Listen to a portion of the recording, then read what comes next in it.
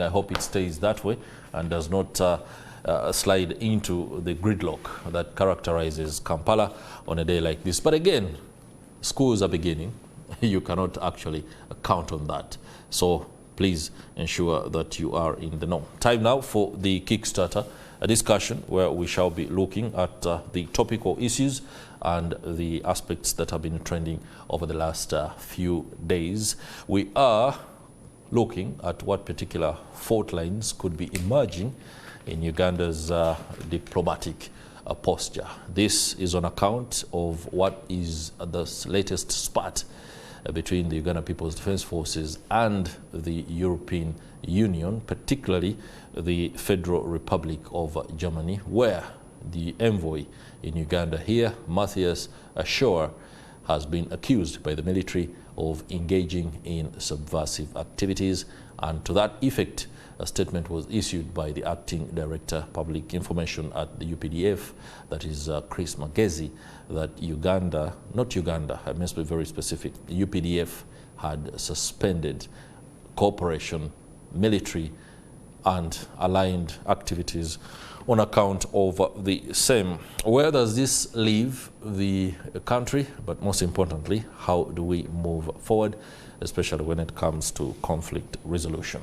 The information that has been shared by the Chief of Defense Forces in the last few months is one that has, of course, touched a storm, and that it rubbed the diplomatic community the wrong way was really something that was much expected. But there's a lot that we can chew on that. With me in the studio is George Musisi. George Musisi is a social justice advocate and lawyer. He's also an aspiring member of parliament for Chira municipality, seeking to get into the precincts of parliament, and maybe within there he can be able to shape those aspects that are passionate to him. Welcome to the program, George. Thank you. Good morning to the viewers. Good morning, Chris, and always a pleasure to be here. Great. Now, the 21st century has a lot of developments that we are grappling to come to terms with. I don't know whether it's the speed or the intensity that we need to find a fine line on. I don't know whether as Africa and Uganda for that matter, we are being stampeded into having to grow at a pace that we are not supposed to grow, or are we lagging behind? The interaction between the European Union and the coordinator of wealth creation programs in the country was one that flies in the face of governance. It flies in the face of diplomacy as we know it. Even up to now, we do not know under what auspices did the EU delegation go to Gulu to meet the coordinator of wealth creation programs. On the outside of it, somebody would describe Chris Higenyi right now as a man who doesn't understand the realities on the ground in the country. But even if I don't understand them, should that have transpired as it did, wouldn't the European Union address this matter to the Foreign Affairs Ministry? Basic diplomacy. There have been a number of contestations in the country. There are so many people, myself inclusive, who are always shouting ourselves hoarse on rule of law issues, saying the law is supposed to be like this, the institution is supposed to work like this. And then the number of people, sadly, it's also getting a good number of cheerleaders who are always going for the pragmatic, who are always going for anything that works, even if it's not within the law. Now, anyone who, in fact, sometimes they make us who are doing the right thing look like even doubt ourselves whether we are the ones who should be keeping quiet. And sometimes when you talk about how things are supposed to be, still many times you look strange. It's a public secret in this country that a lot of powers are concentrated in Mr. Museveni's family and all those who are related to him by blood. or otherwise, or marriage. That is why you find even sometimes people find it easier. If you ask someone, should we go to the vice president or should we go to a president's in-law? They find it easier to go to a daughter-in-law or a son-in-law otherwise. So, and of course that is not a good thing. That is characteristic of feudal communities. It's characteristic of, actually, even if you look at Uganda Kingdom, even in the 16th century, usually power was concentrated in the king, but not in so many members of the family, at least not to the wives, not to the in-laws, and so on and so forth. So where we are now, I think it's a matter of realism and what the law is. I've seen even the vice president go to pay homage to General Saleh. And if you look at the body language of when Her Excellency Jessica Alupo met General Saleh, it was akin to a daughter-in-law meeting a father-in-law for the first time. She was very humbled with General Saleh at the head of the table. The picture itself, because you know in diplomacy even pictures speak, or the posture. So these diplomats live here, they have information stroke intelligence systems, and they know that maybe formal power is not concentrated in the formal offices. That power, and maybe if they want their message to reach somewhere, it will be easier if it goes through General Saleh than through the formal structures. Because even if you look at the conversation, I don't know what sway Miss Jessica Alupo would hold, for instance, over the CDF, if some of the conversations like they had with General Saleh over the CDF streets came up in a conversation with either the leader of government business or the Minister of Foreign Affairs, because it's almost a known fact that even the CDF himself, if he's tweeting, he doesn't recognize any form of offices. He's talking about the father, the uncle. He never, at one time they even told the Minister of Defense that no, that one's role is to represent us in Parliament. He's not a supervisor. Ordinarily, he's supposed to be the supervisor of the ministry. So these diplomats, I think, are just acknowledging that fact, that yes, this is not how processes should run, but that is the truth on the ground. And maybe if your message is to reach where you want, and if you want to cause about a real discussion on these issues, it's safer to reach through the brother stroke uncle than any other former officers. Allow me stay with you on that and ask, and of course I insist, because we've been joined by our brother Anderson Brora, the former Deputy RCC for Rubaga. I'll be engaging you very shortly. Where does the end game take Uganda and the European Union to? Because if you engage under the table, and then on another matter, you posture as wanting to engage above the table in the normal way of doing things, it might appear to some observers as hypocrisy. You then question why people like Andrew Mwenda or others who you do not know what particular role they play engage you as though their response should be the one that is taken as formal. I don't know, where do we draw the line on the next engagement the European Union will have, and it won't be under the table, it will be mainstream? At that point, shall we look at them as, okay, they're now back in line, or they think this is where their issue can be best dealt with again? No, shuttle diplomacy is a mode of diplomacy many times. Okay. Even in many states are negotiating either for release of hostages or what. There's the formal one, which appears before the camera, and sometimes there's the backdoor one. Of course, what is making the strange thing about this one is that the backdoor diplomacy is seeming stronger and more relevant. Ultimately, of course, it's not good for institutions. It's important that institutions develop, institutions work, and then these formal offices work. Like I've told you, that where we are now, where we have concentration of all power and authority in the president's family than in the former offices, it's not a sign of growth. It's not a sign of institutionalization. It's not where we should be when we are celebrating 30 years of this 1995 constitution. It is showing that actually most of the institutions have been undermined. and we are back maybe at where we should have been. It would have been different had it been a one-off.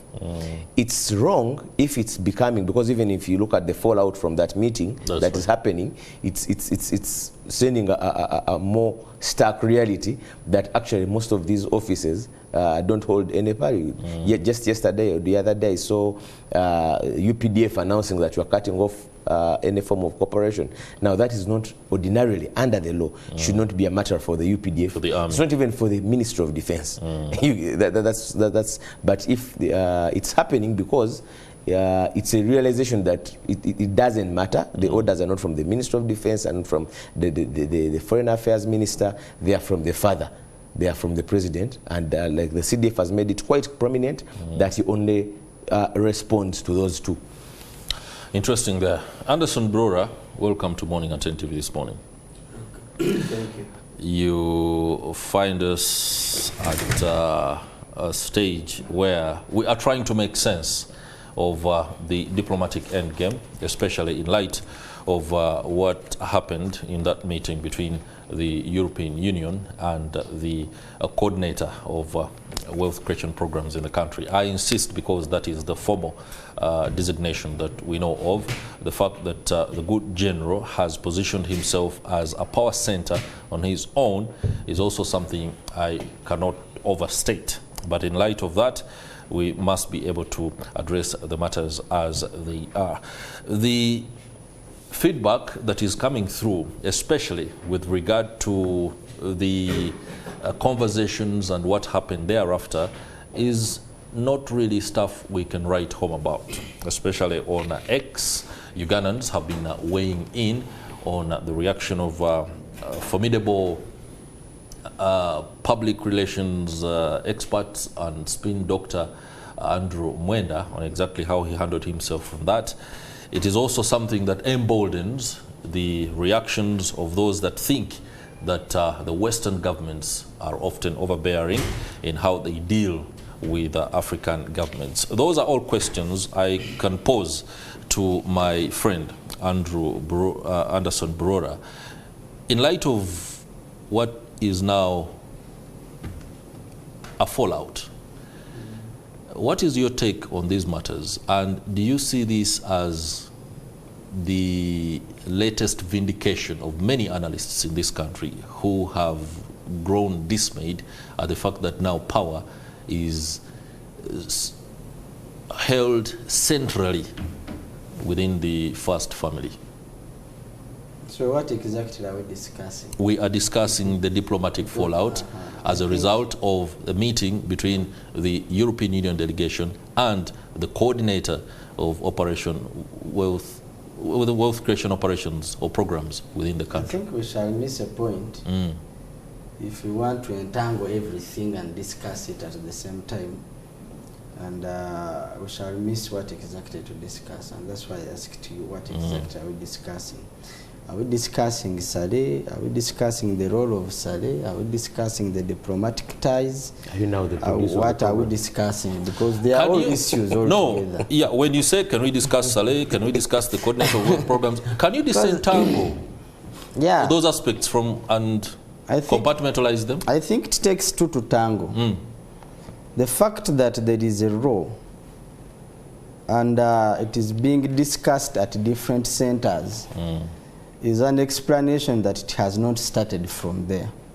It's just an escalation of maybe a matter that has been under the table, taking place over time, but most of us don't know. Maybe you, even George, even and I. So we are discussing a crossroads matter where we don't know where it's coming from and where it's headed.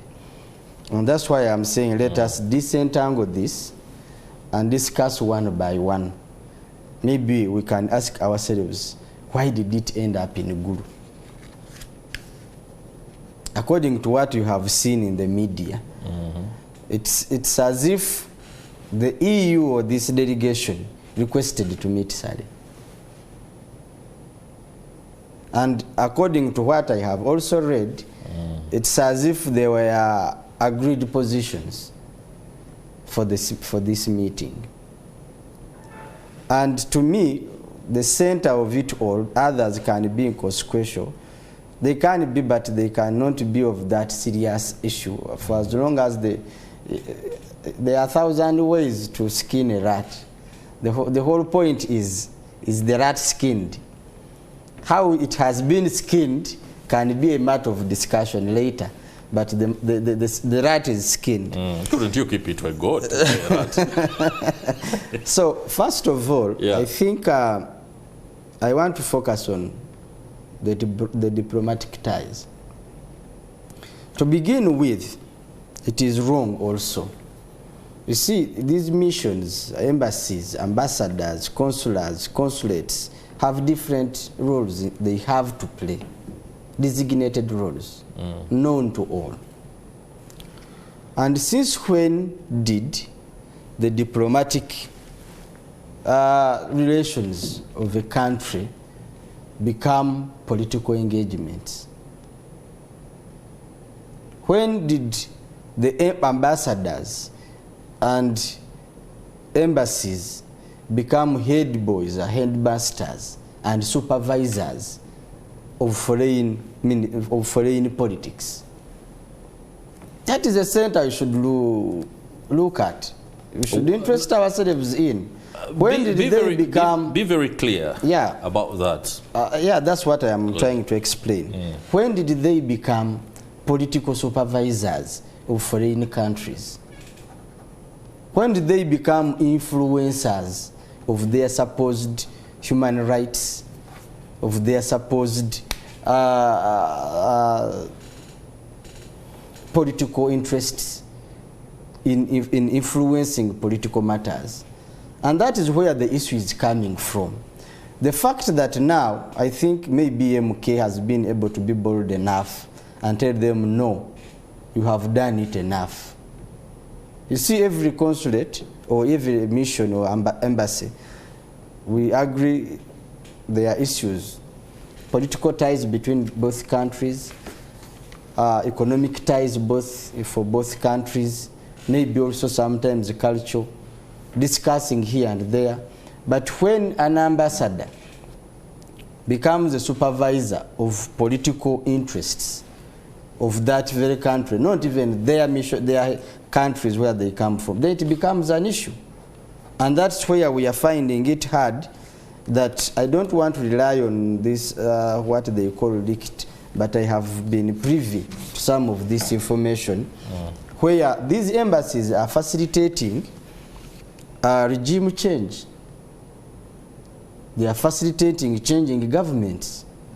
They are training young people in different fields and disciplines of dissent, of protest, of mindset change, and all of those things.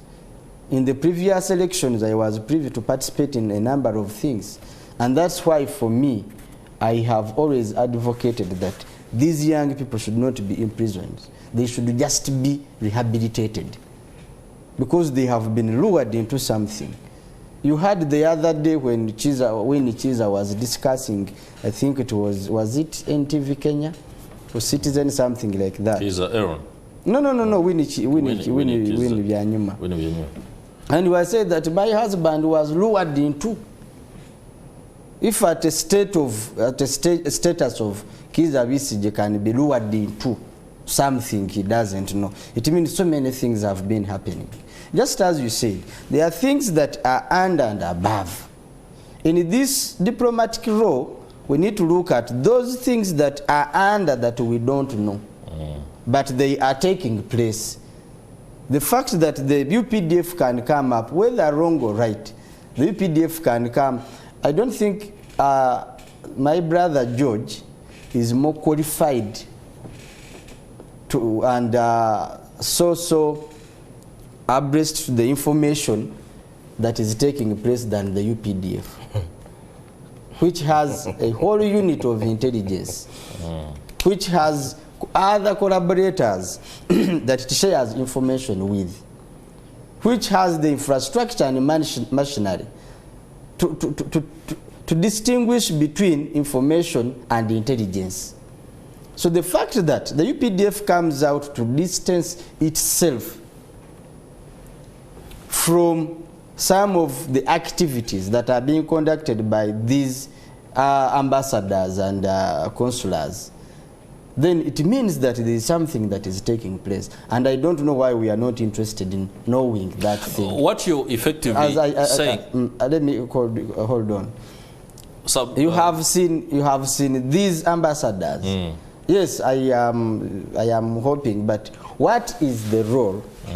What is that role that an ambassador is trying to play with local politicians? What is that role? What is that indoor discussion that an ambassador can have with an LC5 district chairman, or even if it is an opposition leader? What is that interest that America has, or that EU has, or that Germany has, to hold an indoor discussion with an opposition leader? Is it a formalized way? Wow. Because these countries represent interests of their countries in foreign countries. That is their first mission. So if they have interest, what interest does Germany have with people power, or with NOP, or Chagulanyi, or Musisi, that should not be known by the state that is hosting him, or that is hosting that ambassador, or that embassy? What is that interest? If that goes beyond where they are supposed to be, I don't think we should be calling for diplomacy where someone is not diplomatically representing himself, but he's outside the roles stipulated, known, that they are discussing internally. Interesting there. I wanted to hear that submission as exhaustively as you brought it out, but I'm taken aback by a comment on, the sheer dismissiveness of the role of the European Union and the European Union delegation in Uganda as one that must be restricted outside of any engagement, even if it is routine, with stakeholders within the country's political landscape. Something that has consistently happened even before the National Resistance Movement came to power. We know that as the NRA went to the bush, there were engagements with foreign powers. Indirectly. Indirectly. Yes. The NRA never existed as a legal entity. And nothing formed that was discussed with the NRA and other missions. Let's allow Musisi to submit I don't know where my brother... And also, by the way, help us, because you are a honcho at the National Unity Platform. By honcho, of course, the position you hold might not be official spokesperson, but you could be privy to information of what the discussions were between the top guns at NOP and the delegation when that particular incident happened. Well, just to start on that, the discussions were not even, what was discussed was addressed to the media. Both the NUP president and the head of EU delegation discussed to the media what was discussed about. It's not the first time, I don't know whether my brother has been in Uganda for a while, where our development partners, like we used to call them before they stand into adversaries when they started talking about uncomfortable things, are interested in Uganda's democratic process. It's not the first time. They have always met political parties, and especially when towards elections. These people have supported even our internal democratic process. In fact, until recently, the Electoral Commission budget to hold your elections, your internal elections, was being met almost 50% by those development partners you are berating. So it's not the first time. They have ever since we went into multipartyism. This iPod, they are now trying to institutionalize into a law, was an NGO started by the Netherlands government. It was an NGO, and until now it's still an NGO because of state law. This iPod, talking about people, political parties, to talk to each other in parliament. Now they have grabbed the idea, they are trying to make it into a government agency. But iPod was a Bazungu idea. So I don't know where Broda was, why he did ask that, why are Netherlands interested in us talking as political parties? That is not diplomatic. Secondly, where if you feel that a diplomat has overstepped their mandate. There are well-established international procedures for how to handle that. You as a police officer, arrest a diplomat. The country can issue a protest note. That is how international diplomacy works. You don't do something wrong because you think the other person has done something wrong. Thirdly, what are the issues they are raising? What are the issues? I told you that when they met the NOP, after the meeting, both parties addressed the press about what they talked about. What the issues NOP raised and the issues the EU delegation raised to General Saleh from the media clips we've seen are things that even Ugandan can raise. They're not raising any new issues. If you're talking about torture, torture actually is an international crime. If you're talking about torture of Ugandans, do Ugandans, if the best example I can give, Chris, is if you are beating your wife at home in domestic violence and a neighbor comes to save, you can't say these are my internal matters. What you're doing is criminal. Ironically, Anderson here has been the subject of an unlawful process, a high-handed process. And in fact, when Anderson was arrested, voices came from across the political divide. I don't think Anderson would have said, no, I want only NRM people to talk about my being unfairly treated. Because if you are a product of an unfair process, it doesn't matter who comes in. So the issues they are raising are not necessarily European, like Anderson and Mwenda want to zero it out. And why are you talking about our issues? People are talking about abductions. People are talking about torture. People are talking about missing Ugandans. And the families of missing Ugandans should say, no, for me I would rather have only Ugandan talk about them. They are even criminal, even by our laws. Lastly, these things of intelligence, information, Anderson, that is very overrated. I've represented over 400 Ugandans being tried before military court martials by that so-called, arrested on that so-called intelligence. None of them has ever been convicted on the strength of the prosecution case, where the prosecution has brought all this evidence, these witnesses, and then this court makes a judgment. Even court martial couldn't make a judgment on that intelligence. Intelligence should, under our laws, there is no exemption to say that if you have this intelligence, you can hold Anderson unlawfully for 10 years because you believe he has committed a crime and you have this intelligence. In any case, if they have intelligence, their intelligence is only known to them at the point. For instance, they can say that Anderson has been involved in subversive activities. Is that a reason for you to hold him for a month incommunicado? That intelligence is only known to you. The law says you bring him before a court, let him have his day in court, bring that so-called intelligence, build it into a case as evidence, and then that intelligence will turn into evidence and you'll be convicted. You don't break the law because you think that we are privy to some sort of intelligence. A person like Matthias Schur, His Excellency, Ambassador of Germany, I've seen him for over 4 years. Whenever Uganda Law Society is having its rule of law, it used to have rule of law quarterly meetings and publications. He was a regular attendee there. So it's not the first time, and that these things that we are talking about mixing in local affairs. However, if you are to draw the context as well, because my brother was saying that you're mixing up so many things. Actually, there's a weave that threads through all those issues. That there has been a deliberate attempt by the military to get involved in local political affairs.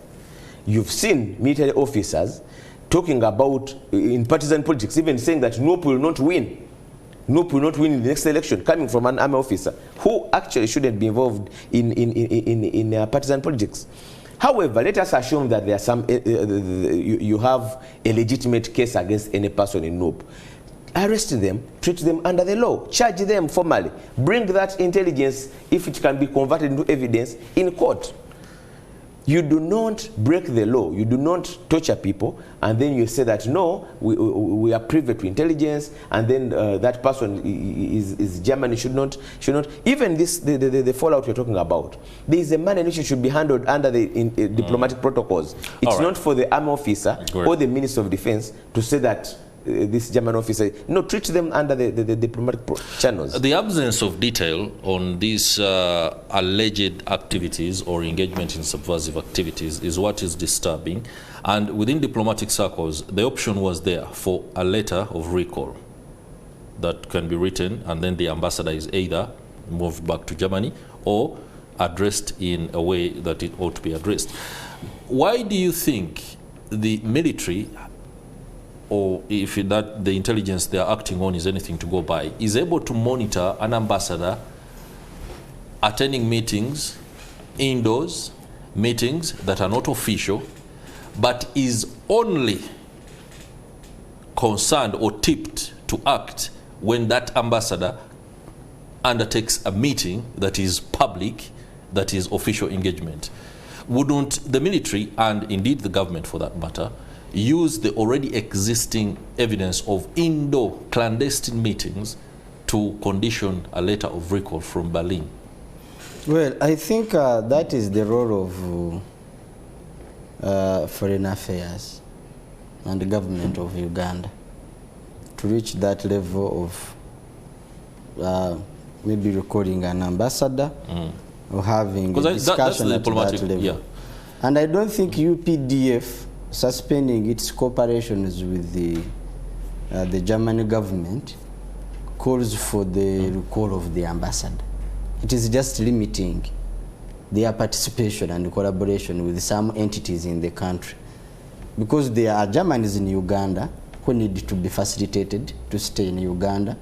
The embassy does so many things. I don't think it has only cooperation with the UPDF. No, it has so many other things to perform. For me, to which there are Ugandans who are going to Germany, they will need a German visa. There are so many officials going for treatment. Yeah, there are Ugandans who are traveling. So there are so many other things the embassy is conducting. So having an issue of just one component of the so many does not mean that you recall the embassy or the ambassador. I don't think it has reached that level. The only challenge is that among the so many things the embassy is doing, what the ambassador is doing is stepping above. We have not heard anywhere that Germany is conducting espionage or is facilitating people to do this and this outside their jurisdiction. But where we have an issue is where the German ambassador, as an individual, possibly, I don't think, it could be also a mission of himself, or participating by influence, or participating to, because there are also other allegations that wherever his friend has been, he has been trying to do some sort of that chaos. So, I want to, Anderson Brora, let us, we are on national television. Don't suggest that our lack of information regarding clandestine activities that is privy to the army or the intelligence agencies is something that should condition our staying back from this issue. As in, let's cut some slack for the military, cut some slack for the agencies. There is something they know that we don't know. So yes. However they act, it's okay. You've just suggested, for example, that Mr. Shower could be acting as an individual, maybe by under influence of the institution of the German government. Wouldn't the military engage the ambassador as an individual instead of moving very quickly to sever cooperation and relations with the Federal Republic of Germany? Let me ask the military could have acted with the German military. I agree, but also I am trying to tell you that by the time one goes to that level, maybe there have been engagements. Maybe this thing has been discussed. Nothing has been But reported. Let me ask you one thing. There is no detail. Let me ask you one thing. We have so many, I think we have more than 30 embassies in this country. That is right. Why the German ambassador?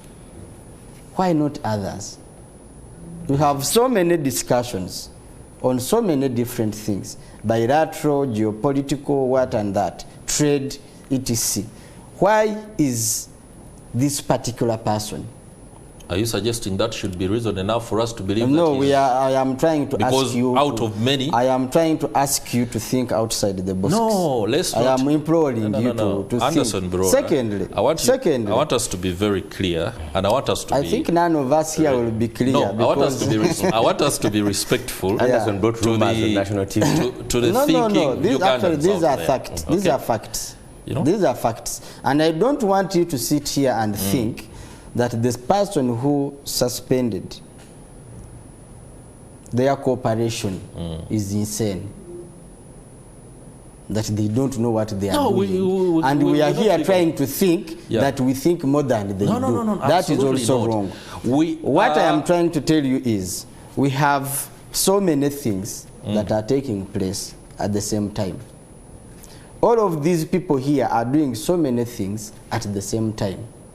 And I am asking you why specifically this one individual or this one ambassador. But also, you see, we have given so much attention to things we think, if it is, George here was saying, the issues of human rights, we have sent mechanism. And I think, George, also it is not right that I am victimized all the time because at one time someone has given me a glass of water, then we are derailed. You see, there is what is national, there is what their circumstance. We are sometimes victims of circumstances. Brother, before we get derailed, let me ask you this, and let me put these two scenarios together.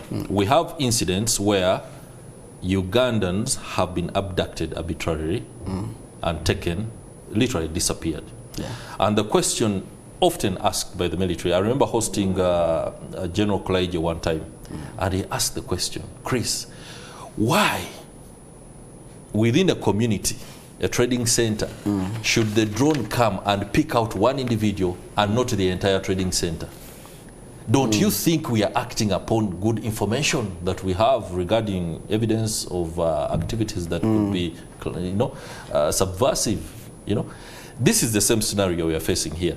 You're suggesting that the army or the state has enough evidence regarding Mr. Shua's activities and engagements to act on him alone, and therefore go against the law or the known parameters of engaging on such a matter, because after all, you're the ones that have the evidence.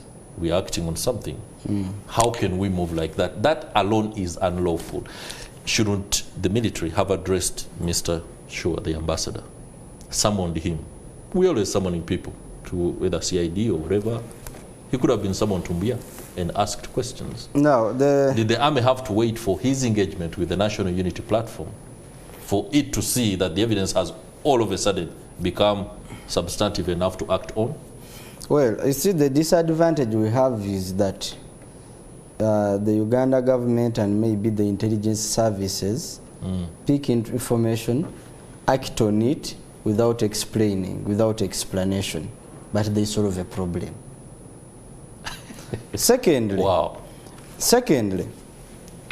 some things will never be discussed publicly for some reasons, but they will be solved. They will never share. You may never get that first-hand information of what is taking place. In other words, you're telling us as a country that thing will be we solved. should come to terms with that. So as a country, I think what we have is there are things we shall disagree on, like abduction. No, we should come to terms with that one. The there law are things, being... and actually Ugandans have come up to pronounce themselves against certain things. George, hold a minute, quickly. 30 seconds. I've run out of time. There are things we have come up to denounce as Ugandans, and that one is written, it is known. Secondly, if an individual is being held for certain things, what we need to improve as citizens and the government and whoever is doing one thing is tell us what is taking place on some issues. Not all issues. Why are you putting citizens in that? Yeah, because this is our country. We are all liable. All right. We are all concerned. I'm just looking George. at a picture in page 4 of National Daily Monitor, where the German ambassador, Matthias Schur, in 2021 was meeting the CDF.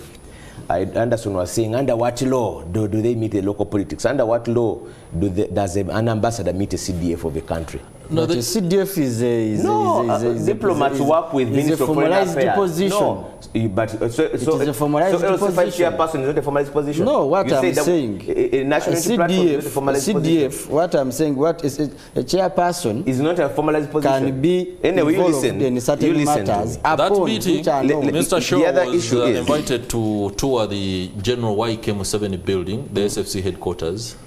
Because they have the other issue is, my brother kept on asking. They have military cooperation. Gentlemen, I'm afraid. He kept on asking, we have over 30, why him? Have you heard the ambassador of Burundi talk about torture?